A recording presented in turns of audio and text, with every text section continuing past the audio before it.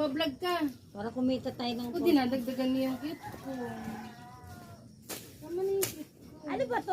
Damo ba to? Kasi baka mamaya tanglad na yung tinatawag. Hindi, ano yan? Talagip yan. Ah, damo talaga.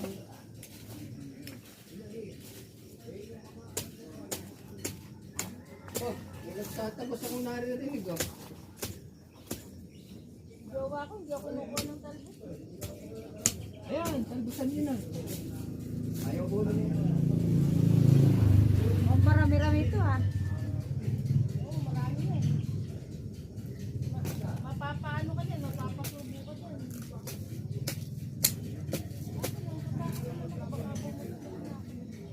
May natutubo na nga bagong sili.